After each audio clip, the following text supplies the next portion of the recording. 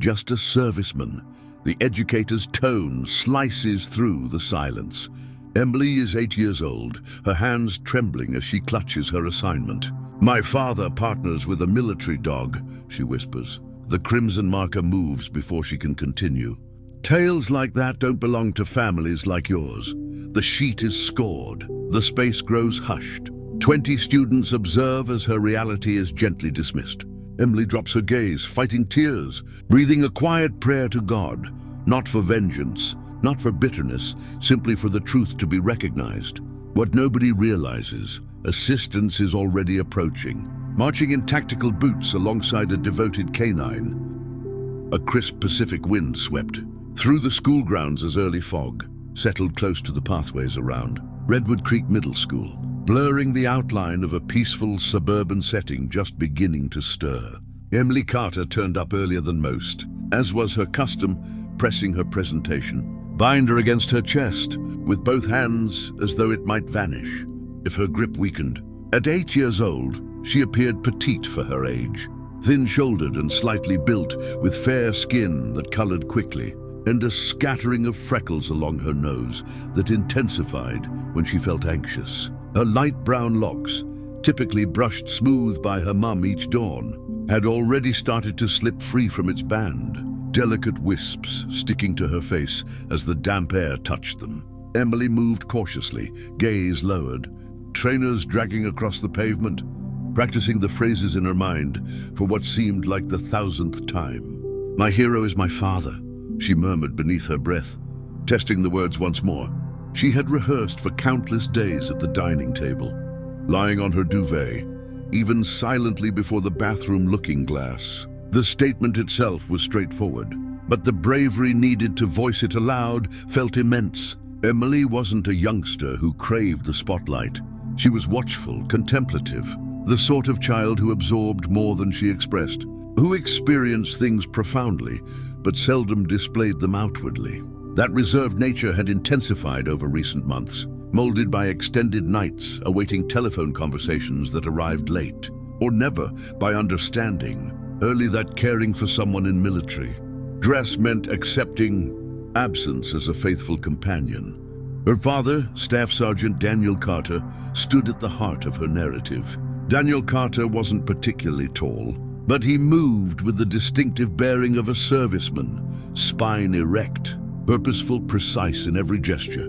In images, his features were defined and lined beyond his years, with a firm jawline, closely trimmed dark locks already streaked with silver near the sides, and gaze that rarely brightened completely even when his expression softened. He maintained his facial hair neatly when regulations permitted, a rough stubble that never fully vanished, and his complexion showed the understated signs of extended hours. Outside, weathered, faintly marked, functional over refined.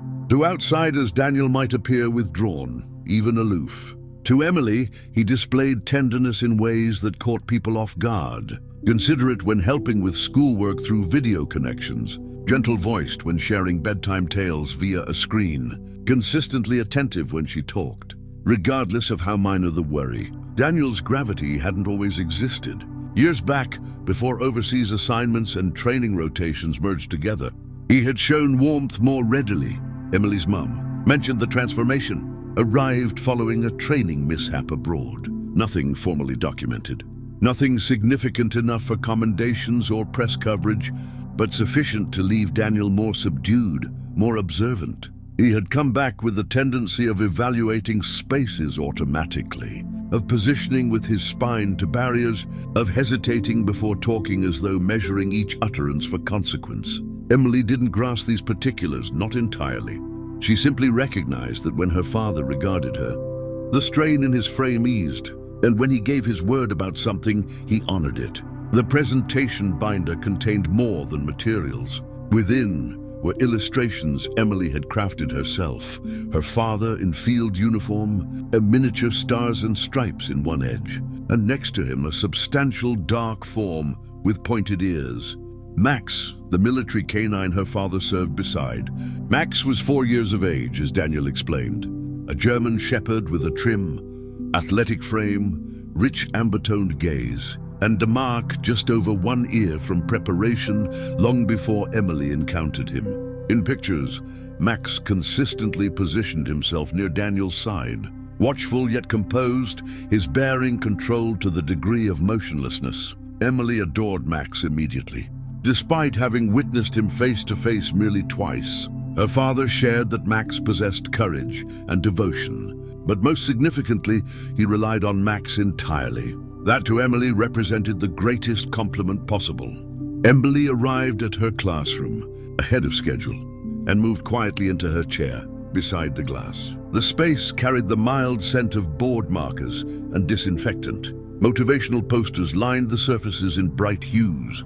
She positioned her binder deliberately on her workspace and flattened the corners with tiny, exact touches, attempting to settle the uncertainty in her middle. Ms. Laura Bennett stepped in shortly after. Laura Bennett was approaching her, mid-40s with sleek, blonde locks trimmed just under her chin and thoughtfully applied cosmetics that never seemed hurried. She dressed in subdued shades, knitted tops, ironed trousers, practical footwear, and presented herself with the assurance of someone who had long assumed she grasped children superior to most. She communicated distinctly, sharply, and frequently reminded guardians and staff members that she prized organization, truthfulness, and scholastic principles. To numerous people, she seemed capable and just. To pupils, she could feel remote. Her endorsement provisional and her letdown cutting. Ms. Bennett spotted Emily's binder straight away. Her attention remained on the sketches as she moved about the space, stopping just sufficiently for Emily to sense the burden of that scrutiny rest on her frame. Emily glanced upward momentarily, managed a tiny, expectant smile, then dropped her eyes when none was given back. When presentation period commenced, Emily's palms shook as she rose. She lifted her binder to the classroom front, positioning herself awkwardly next to the display board. The room seemed more expansive than typical, the expressions of her peers becoming indistinct. She started gently, her tone scarcely beyond a murmur initially, then more constant as she discussed her father, regarding how he prepared, how he assisted others, how he collaborated with Max to protect people. Ms. Bennett broke in with an elevated brow. "And where did you discover all this, Emily?" she inquired, her inflection mild but laced with doubt. "My dad shared it with me," Emily responded, strengthening her hold on the binder. Ms. Bennett regarded the sketch of Max. "That's quite extensive for a Marine, wouldn't you say?" She commented, not harshly, but not encouragingly either. "Are you certain you're not mixing some of this with cinema or programs?" Emily shook her head. "No, miss. There wasn't an allegation, no elevated tone, but something altered in the space." Ms. Bennett accepted the binder, examining it gradually, then grabbed for her crimson marker. She inscribed 2 terms across the summit of the initial sheet. "Not confirmed," before setting the binder on the edge of her workspace. Isolated from the rest, Emily's insides plummeted. Ms. Bennett offered nothing further, merely indicating for Emily to go back to her position. As Emily stepped away, warmth flooded her features, and her hearing buzzed with the rhythm of her own pulse. She seated herself deliberately, crossing her fingers in her lap, focusing on the texture of the workspace as though it could provide solutions. She didn't weep, she didn't utter a sound, but internally something delicate fractured softly. At break period, Emily remained by herself, observing other youngsters rush by, the binder still resting on the instructor's workspace beyond the classroom entrance. She questioned for the initial occasion whether caring for her father so visibly had been an error, whether speaking the truth could occasionally be the incorrect decision. When the closing tone sounded, Miss Bennett gave back the binder without remark, placing it down instead of passing it over. Emily collected it, observing the crimson ink as though it were a blemish that wouldn't fade away. That night at their modest dwelling near the installation, Emily's mother, Sarah Carter, perceived instantly. Sarah was a lean woman approaching her late 30s with weary, azure eyes and delicate creases at the edges that revealed extended hours. Remaining upright, her auburn locks were typically secured in a sensible arrangement, several strands slipping free. regardless of how meticulously she attempted. To control them, she maintained part-time employment as a shop assistant, courteous to shoppers even when they proved disagreeable, resolved to preserve stability whilst Daniel remained deployed. For Sarah, fortitude meant silent endurance. Emily presented her the binder without speaking. Sarah examined the crimson ink, then studied her daughter's expression. Overly still, overly controlled. What occurred? She asked tenderly. Emily swallowed. She stated she didn't accept it. Sarah shut the binder gradually, her expression firming just sufficiently for Emily to detect. "I understand," she uttered, compelling her voice to stay even. Later that evening, following Emily's retirement to bed, Sarah remained by herself at the kitchen workspace. Gazing at her mobile, Daniel's identity illuminated on the display. She refrained from calling.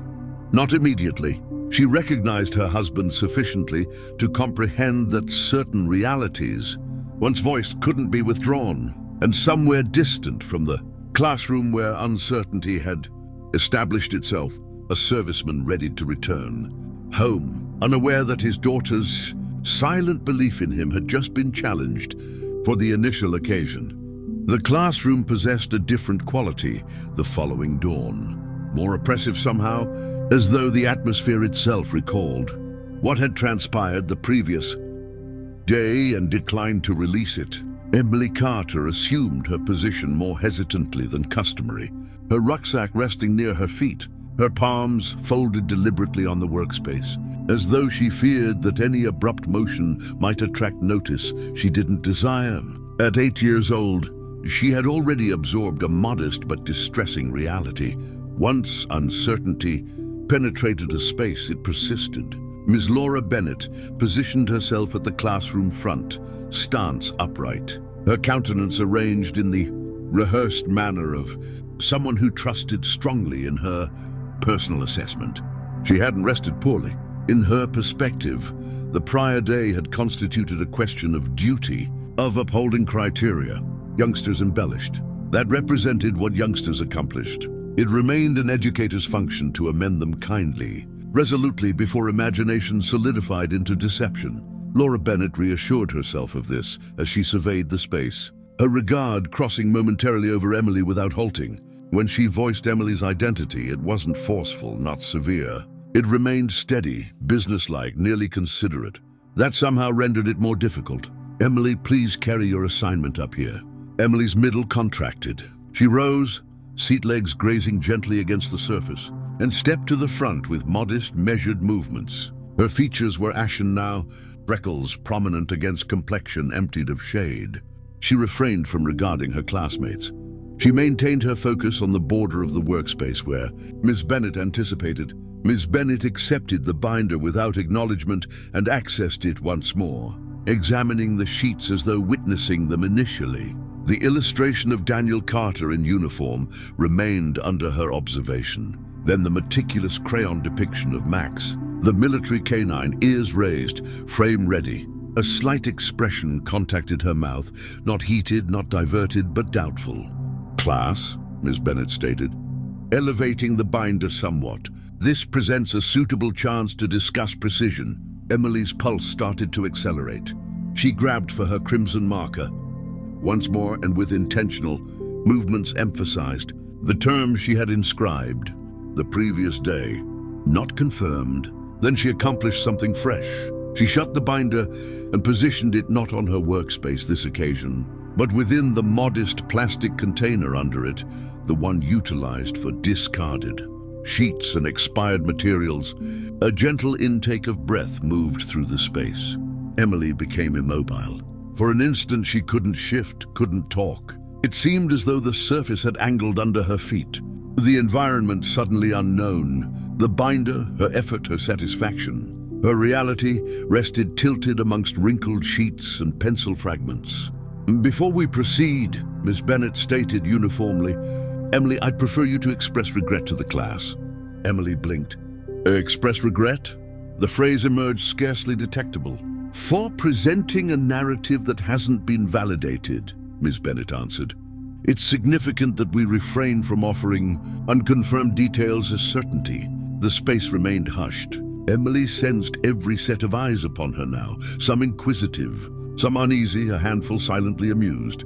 She separated her mouth to clarify, to mention that her father had shared these matters with her, that she had witnessed the images, that she wasn't inventing, but the phrases became entangled within her chest. Miss Bennet elevated a palm kindly. "That's sufficient, Emily. We're not going to dispute regarding it." The disruption was gentle, courteous, conclusive. Emily's frame bent internally, as though her body attempted to render itself tinier. "I apologize," she breathed, the phrases tasting incorrect, weighty, displaced. Miss Bennet acknowledged once, content. "Appreciated. You may be seated." As Emily came back to her position, warmth blazed beyond her vision, but she refrained from crying. Weeping would have seemed like verification of fault, and even at 8, she grasped that instinctively. Rather, she compressed her mouth together and concentrated on her workspace, following the timber texture, with her digit until the instruction advanced and her identity was no longer being uttered audibly. The mortification was hushed, but it penetrated profoundly. At midday meal, Emily scarcely contacted her provisions. She positioned herself at the table's conclusion, arranging fruit portions into precise arrangements, absorbing the commotion of the dining hall sweep across her.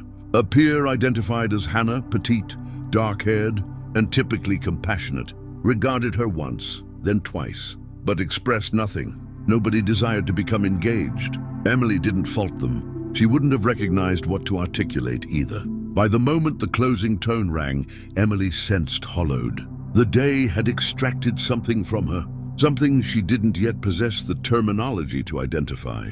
She traveled homeward gradually. The evening sunlight heated on her spine, her considerations revolving around the identical inquiry repeatedly. If voicing the truth could create difficulty, when did truthfulness cease being adequate? At their dwelling, Sarah Carter was organizing washing at the modest kitchen workspace. She raised her gaze instantly when Emily entered, the refined consciousness of a mother who had absorbed to interpret quietness as fluently as conversation. Sarah stood tall and slim, her build more sinewy than breakable, with fair complexion that scorched readily in the California sunshine. Her auburn locks were secured loosely, wisps slipping around her features, and there existed pale shadows under her. Vision from another dawn, rotation at the grocery establishment. Years of maintaining matters unified alone had provided her a silent strength, but they had similarly rendered her responsive to alterations in her daughter's disposition. Emily positioned her rucksack down deliberately and remained there motionless. "What transpired today?" Sarah inquired gently. Emily raised her shoulders, a modest partial gesture. Then she voiced it, level and basic, as though declaring a reality too burdensome to embellish. "The instructor stated I fabricated it." Sarah ceased organizing. The quietness extended. "She caused you to apologize?" Sarah questioned. Emily acknowledged. Sarah shut her vision for an instant, a respiration drawn gradually through her nostrils. Frustration surfaced initially, acute and automatic, but she suppressed it down. Intensifying wouldn't assist. "Not presently." She crouched before Emily, encountering her at vision height. "Did you deceive?" Sarah questioned tenderly. "No," Emily stated instantly, tone resolute for the initial occasion all day. Sarah enclosed her daughter's features, digits brushing the delicate freckles. "Then you possess nothing to regret." That evening, following Emily's retreat to sleep, Sarah remained by herself once more, mobile in her grasp. This occasion, she accomplished call. Daniel responded on the third chime. He seemed fatigued. Daniel consistently seemed fatigued when he remained deployed. His tone bordered with pressure he attempted to conceal. When Sarah clarified what had occurred, she maintained her inflection regulated, objective. She refrained from enhancing. She didn't require to. There existed a break on the connection, more extended than typical. She positioned it in the waist. Daniel questioned silently. Affirmative. Another break. When he talked once more, his tone remained even, but Sarah identified the alteration. Under it, the firming she had perceived previously. The control that arrived from years of absorbing how to hold frustration until it could be utilized appropriately. "I'll address it," he stated. "How?" Sarah questioned. "I'm returning home," Daniel answered, "earlier than arranged." The subsequent day at the educational facility, Emily remained through her instruction with a fresh consciousness. She observed how Ms. Bennett prevented regarding her straightforwardly now, how the crimson marker stayed conspicuously proximate at grasp. The uncertainty hadn't vanished. If anything, it had solidified. Emily didn't recognize that somewhere not distant from the shoreline, a serviceman was organizing his equipment with intentional attention. She didn't recognize that Max, trim and watchful even at relaxation, positioned beside Daniel as he readied, vision following every gesture. She didn't recognize that hushed matters, once injured, occasionally attracted very pronounced results. All she recognized was that something had altered, and she detected dimly that the narrative was no longer hers to bear by herself. Daniel Carter turned up just following the dawn tone. The sunlight still reduced, sufficiently that the silhouettes of the banner posts extended lengthy across the entrance of Redwood Creek Elementary School. He traveled with a calculated tempo, boots contacting the pavement in constant cadence, his bearing erect despite the weariness that rested substantial in his frame. Daniel was 38, wide-framed without being massive, his construction molded by years of practical power rather than visual appeal.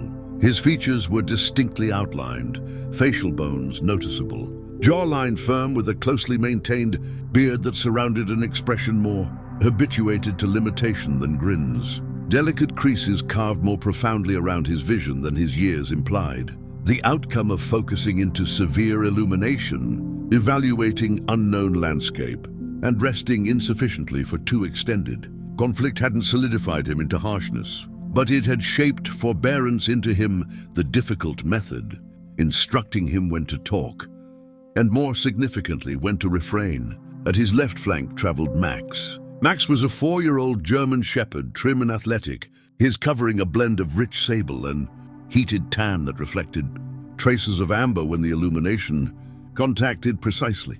His ears positioned upright, watchful even at relaxation, and his golden brown vision followed motion with silent concentration. There existed a narrow mark over his right ear, lighter against dark covering, obtained during initial preparation long before he had been matched with Daniel. Max shifted with regulated precision, each movement intentional, his appendage reduced and motionless, projecting control rather than hostility. He had been prepared to address turmoil, but what characterized him most remained his capacity to stay composed when everything else collapsed. Daniel refrained from regarding around as he penetrated the structure. He refrained from declaring himself at the main, administration, or requesting authorization. He registered, inscribed the guest record with precise, exact penmanship, and pursued the guidance provided to him without remark. His tone, when he addressed to the administrator, remained silent and deferential. Years of functioning within rigid hierarchies had instructed him that command didn't demand volume. The corridor outside the third year, classrooms already hummed with subdued commotion, storage opening, youngsters conversing, educators summoning for concentration. That commotion diminished as Daniel crossed. Discussions wavered. A handful of youngsters ceased mid-movement, vision expanding somewhat at the observation of the uniform and the canine. Max disregarded them entirely, regard ahead, frame synchronized flawlessly with Daniel's advance. Within classroom 3B, Ms. Laura Bennett remained midway, through a mathematics instruction when the contact arrived at the entrance. It wasn't forceful, just resolute sufficiently to require recognition. Ms. Bennett rotated, annoyance flickering across her features before she concealed it with a businesslike expression. She accessed the entrance and ceased. Daniel positioned there, occupying the opening without attempting to. He withdrew his covering courteously, securing it under his limb, and Max positioned instantly at his left side. Fluid and exact, vision ahead, motionless. The distinction remained striking, the controlled motionlessness of the canine, the arranged existence of the individual, both projecting a silent gravity that possessed nothing to accomplish with threat and everything to accomplish with command. Yes? Miss Bennet questioned, her tone calculated, though something wary had penetrated it. My identity is Daniel Carter, he stated. His tone remained reduced, uniform, transmitting readily without exertion. I'm Emily Carter's father. The classroom had become hushed. Emily remained immobile at her workspace, her modest palms gripped firmly together in her lap. Her pulse hammering so audibly, she remained convinced everyone could perceive it. She concentrated on the surface, apprehensive to raise her regard, apprehensive that if she accomplished, the instant would fragment like glass. Ms. Bennet's vision shifted momentarily toward Emily, then returned to Daniel. This is educational period, she stated. If there's a worry, you'll require to arrange a consultation. Daniel acknowledged once. I comprehend. I won't consume much duration. He advanced within. Max pursued, then positioned once more. Flawlessly synchronized, his existence anchoring the space into an uneasy motionlessness. Multiple youngsters inclined ahead unconsciously, inquisitiveness surpassing whatever apprehension they could have sensed.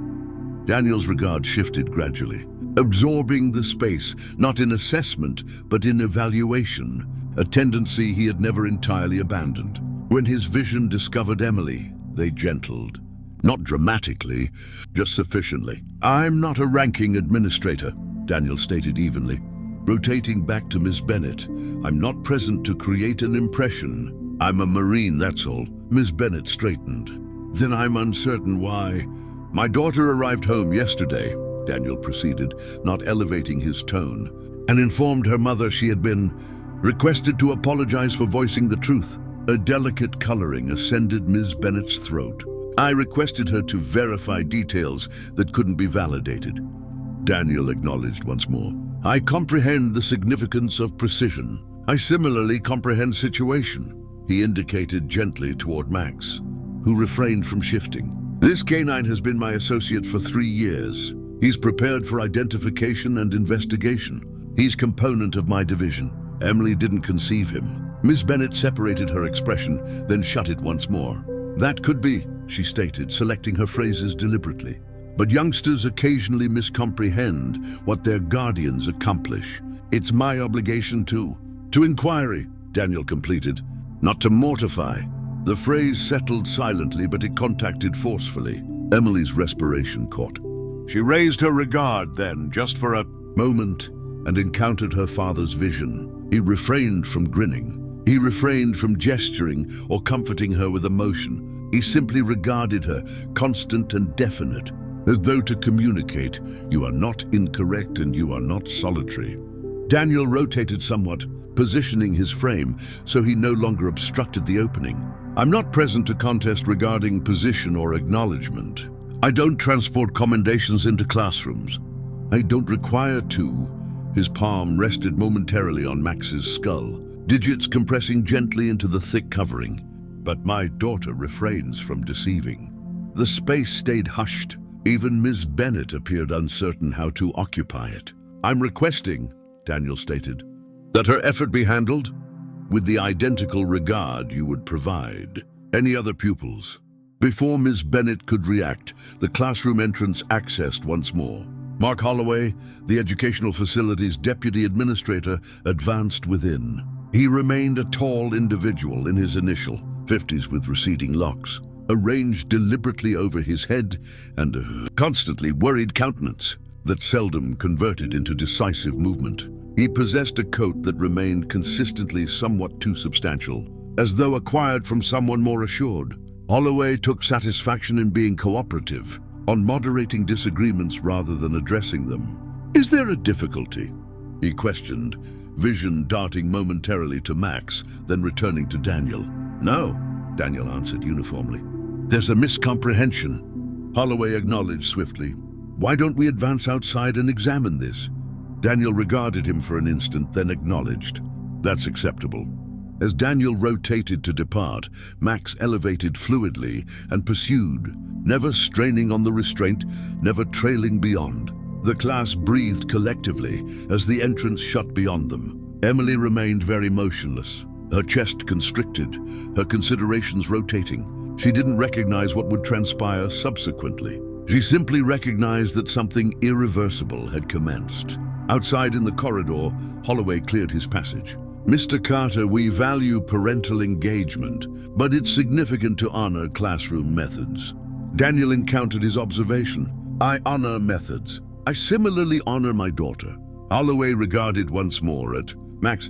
"We don't typically permit animals on grounds." "He's authorized," Daniel stated, "and he'll depart when I accomplish."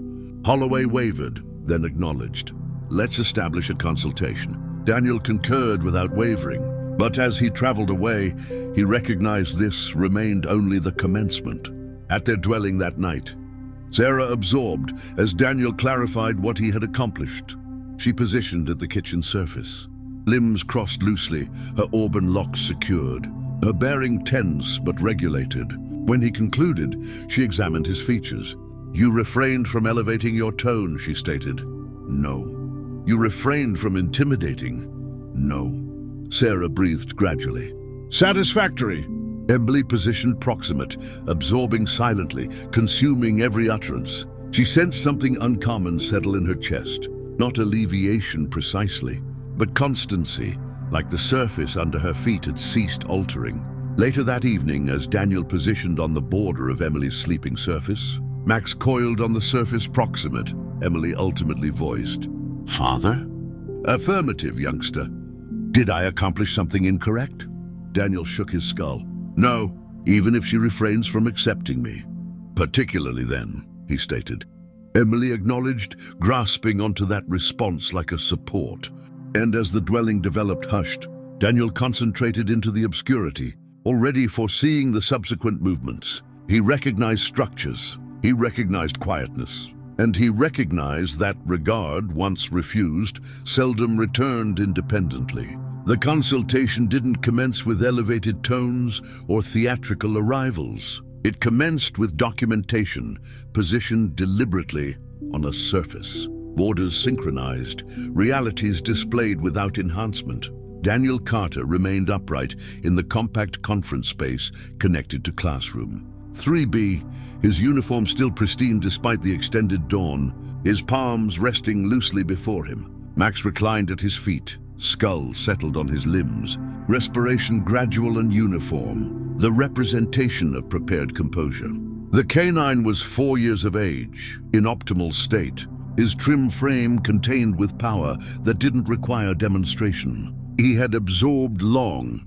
Previously, that motionlessness could transmit more command than activity. Opposite the surface remained Mark Holloway, the deputy administrator, who had summoned the consultation together with the troubled perception that something more substantial than a basic classroom disagreement was developing. Holloway's bearing was somewhat bent, frame curved internally, as though he were habituated to receiving tension rather than redirecting it. His receding locks was precisely arranged, his neckwear straight but firm at the neckline, and his digits contacted delicately against a yellow writing surface.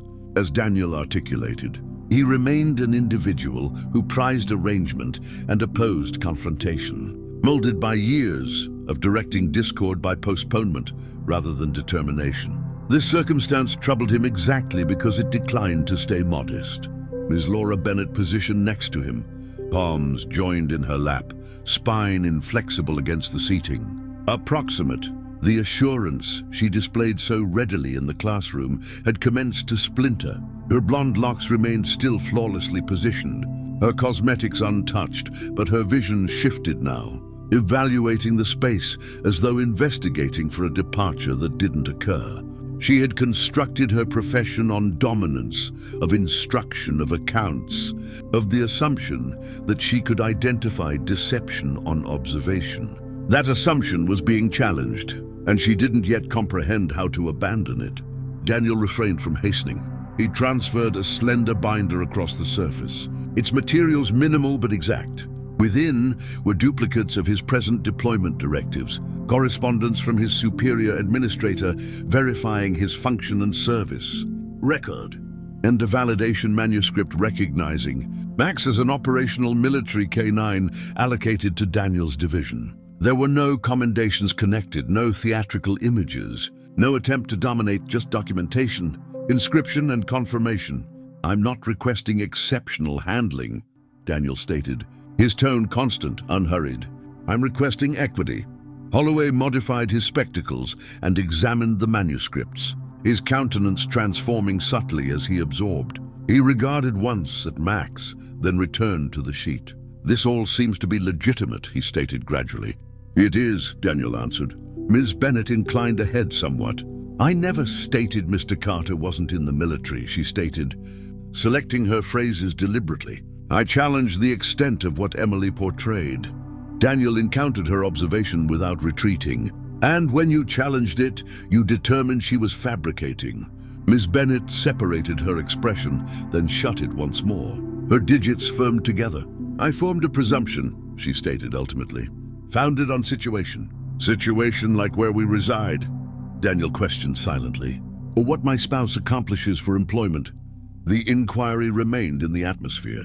Nobody responded instantly. Sarah Carter, who had turned up instants earlier and now positioned near the entrance, altered her balance. Sarah stood elevated and slim, her construction more sinewy than breakable, molded by years of remaining through extended rotations and transporting obligation without grievance. Her auburn locks were secured in a reduced arrangement, functional and undecorated, several wisps slipping to surround her fair features. Her complexion displayed the delicate indications of solar contact and weariness, and there existed a constancy in her, vision that arrived from persistence rather than comfort. She wasn't a forceful woman. She had absorbed early that endurance occasionally meant selecting which disputes to confront and when. This, she had determined, remained one of them. My daughter voiced the truth, Sarah stated, her tone even but resolute, and she was disciplined for it. Miss Bennett consumed. I didn't intend to discipline her. But you accomplished, Sarah answered. You acquired her effort and positioned it in the waste. You requested her to apologize for something she refrained from accomplishing. Holloway cleared his passage. We comprehend that sentiments are elevated, he stated, the recognizable arbitrator's response activating. What concerns now is how we advance ahead. Daniel acknowledged once. Concurred. He refrained from elevating his tone. He refrained from compelling harder. He simply anticipated. That more than anything else altered the equilibrium of the space. Holloway straightened in his seating. Ms. Bennett, he stated, founded on what we're witnessing here, it's evident that Emily's assignment was anchored in reality. Ms. Bennett's frame solidified. She regarded downward at her palms. For the initial occasion, since the consultation commenced, she refrained from contesting. I perceive that now, she stated silently. Daniel observed her deliberately. He had witnessed this instant previously, not in classrooms, but in instruction spaces and evaluations. When someone comprehended, too delayed that a determination had been molded by partial comprehension. What concerned wasn't the comprehension itself, but what pursued it. I permitted my individual assessment to supersede confirmation. Ms. Bennett proceeded, her tone constricted. I assumed I was safeguarding scholastic criteria, but I neglected to regard the injury my activities produced. Sarah's expression firmed, but she voiced nothing. Holloway absorbed a respiration. On representation of Redwood Creek Elementary, he stated, rotating to Emily, who now remained next to her mother. Limbs suspended anxiously from the seating, I desire to apologize. Emily raised her regard, astonished. She refrained from talking. She grasped the border of her garment, digits twisting the material. We will be accessing an internal examination, Holloway proceeded, directing the adults, and we will amend the documentation. Daniel inclined his skull. Appreciated. The consultation concluded without formality. No inscriptions were required. No intimidations were formed. Yet when they positioned to depart, something essential had altered. Returning in classroom 3B later that dawn, the environment was transformed. The workspaces were identical. The displays on the surfaces hadn't shifted, but the space sensed more hushed, as though everyone detected that an invisible boundary had been traversed and couldn't be reversed. Miss Bennet positioned at the front, her bearing less inflexible than previously. She cleared her passage. "Before we proceed with today's instruction," she stated, "I require to direct something." Emily sensed Sarah's palm compress hers kindly. "Yesterday," Miss Bennet proceeded, "I addressed the circumstance inadequately. I challenged a pupil's truthfulness without adequate confirmation. That was incorrect." A movement of uneasiness crossed through the class. Youngsters altered in their positions. Several regarded toward Emily. "Emily," Miss Bennet stated, rotating to her, "you may advance and complete your display if you'd prefer." Emily wavered. Her pulse accelerated. She regarded at her guardians. Daniel acknowledged once. Sarah expressed delicately. Emily positioned. Her limbs sensed unstable as she traveled to the front of the space. But she refrained from ceasing. Max reclined near the barrier, proximate sufficiently that she could witness the elevation and descent of his chest, the composed certainty of his existence stabilizing her. She accessed her binder. The crimson inscription remained there, but its sense transformed now. Less like a blemish, more like a reminder. "My hero is my father," Emily stated, her tone hushed but distinct. "He's a Marine. He collaborates with Max. They assist individuals. Nobody disrupted," she articulated gradually, portraying what she recognized, not exaggerating, not enhancing. She discussed awaiting telephone conversations, regarding how Max consistently positioned next to her father, regarding how possessing courage didn't consistently mean being forceful. When she concluded, there existed no recognition, but there existed something superior. There existed absorption, Miss Bennet acknowledged. "Appreciated, Emily." Emily came back to her position, her palms shaking somewhat, but her frame a little more upright than previously. That evening, as the Carters readied to depart the educational facility, Holloway encountered them in the corridor. "We'll be in contact," he stated, regarding subsequent movements. Daniel contacted his palm. "We'll anticipate." As they traveled out into the daylight, Max elevating fluidly to pursue, Emily regarded backward once at the structure. It appeared the identical as it consistently had, but she recognized now that barriers could contain recollections, and that certain realities once articulated transformed the configuration of the environment around them. This segment of the narrative was concluding. Another was prepared to commence. The days that pursued refrained from carrying exhibition. There were no uniformed administrators occupying corridors, no theatrical declarations transmitting over communication devices, no abrupt alterations meant to create impression or threaten. Rather, transformation turned up silently the manner actual, results frequently accomplish through electronic correspondence, shut entrance consultations, and regulations rewritten in deliberate terminology. Ms. Laura Bennett refrained from coming back to classroom 3B the subsequent dawn. The replacement educator who turned up in her position was a gentle-voiced woman identified as Mrs. Klein, a middle-aged instructor with silver-laced, locks secured into a loose arrangement, and reading spectacles that constantly descended her nasal structure. She articulated kindly, questioned inquiries rather of forming presumptions, and never once elevated her tone. The youngsters observed the distinction instantly. Emily observed it in the manner Mrs. Klein crouched to articulate at vision height, in the manner she hesitated to absorb, even when responses arrived gradually. It remained subtle, but it concerned. The formal notification arrived 2 days subsequently. Ms. Bennett had been positioned on management suspension, awaiting the result of an internal examination. The correspondence dispatched homeward to guardians was deliberately phrased, substantial with expressions like procedural examination and educational criteria, but the significance under it remained evident sufficiently. What had transpired to Emily was no longer being rejected as a miscomprehension. Mark Holloway positioned before the personnel that evening, his frame tense under his coat, absorbing from readied annotations. He articulated regarding responsibility, regarding guaranteeing equity, regarding absorbing from errors. For the initial occasion since anyone could recall, he refrained from hastening through his statements. The phrases appeared to burden on him, Perhaps because he comprehended now that preventing discord possessed results of its personal. Fresh methods were presented silently over the pursuing week. Any pupil display engaging family duty, military emergency reaction, or differently, would now incorporate an voluntary confirmation. Procedure addressed privately, without public assessment or classroom mortification. Educators were directed explicitly. Inquiries were to be questioned in privacy, not before companions. Presumptions were not to replace for confirmation. It wasn't transformative, but it remained actual.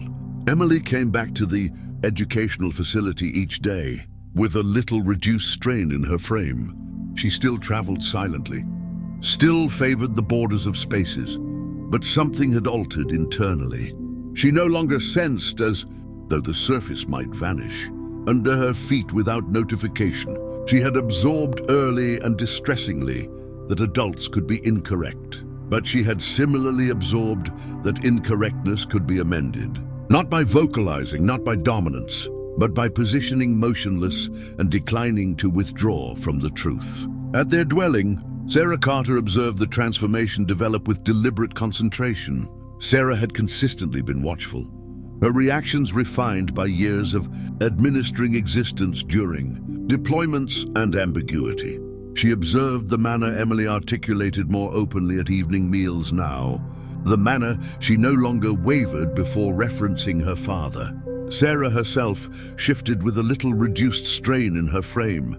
She remained still, slim, still visibly weary at the conclusion of her rotations.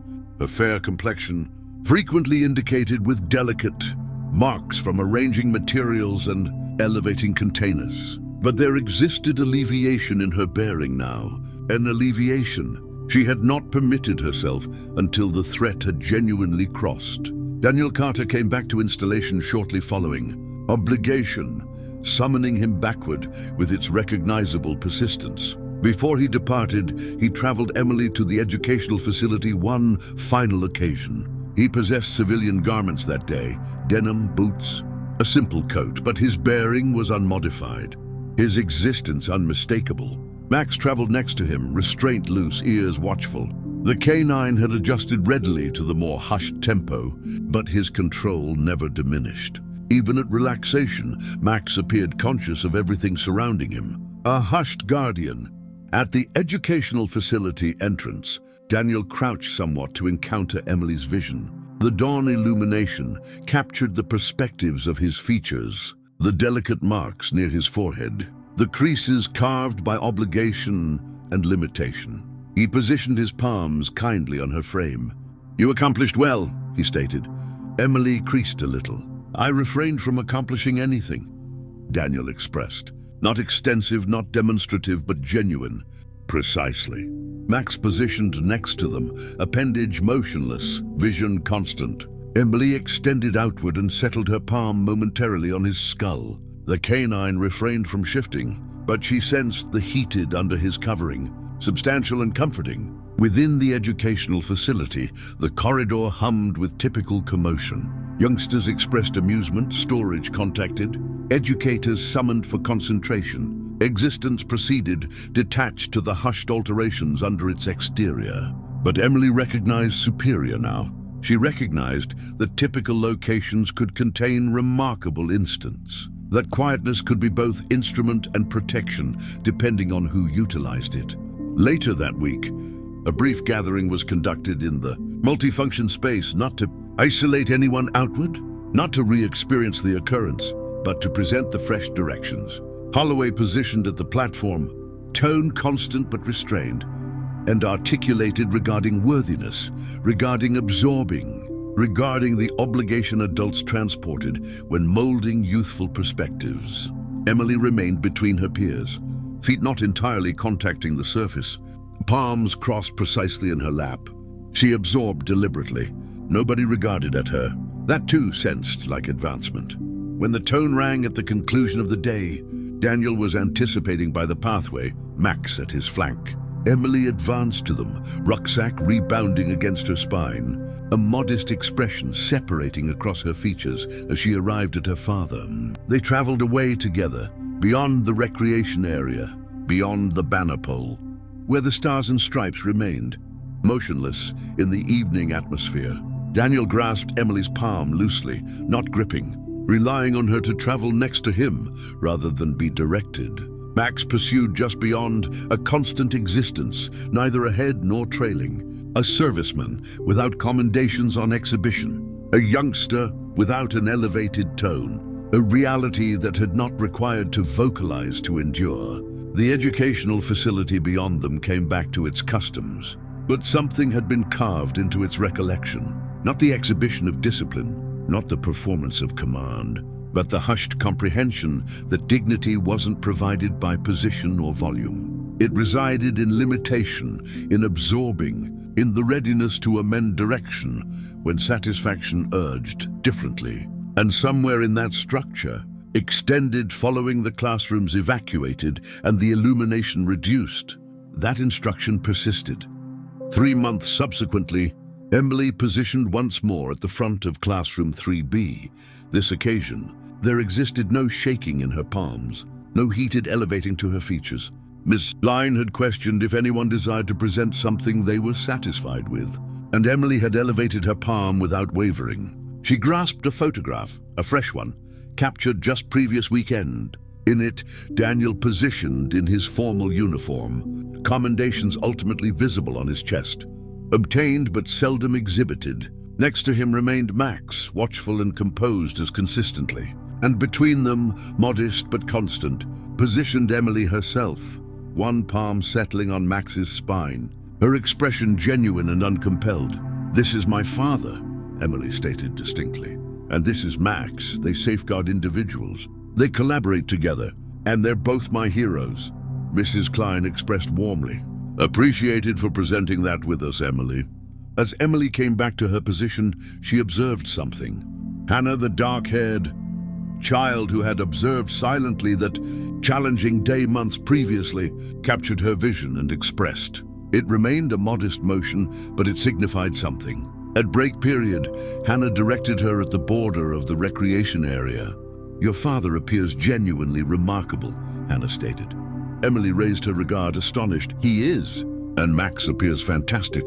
Do you consider your father would ever return and inform us more regarding what they accomplish?" Emily regarded this. She contemplated regarding her father's hushed power, regarding Max's constant devotion, regarding the manner reality occasionally required forbearance and duration to be entirely perceived. "I consider he could," Emily stated, "if we requested him appropriately." Hannah brightened. "Let's question Mrs. Klein together." As the two children traveled backward toward the classroom, Emily sensed something she hadn't sensed in an extended duration: weightlessness. Not because the challenging days had been eliminated, but because she had traveled through them and surfaced on the opposite flank, transformed but not fragmented.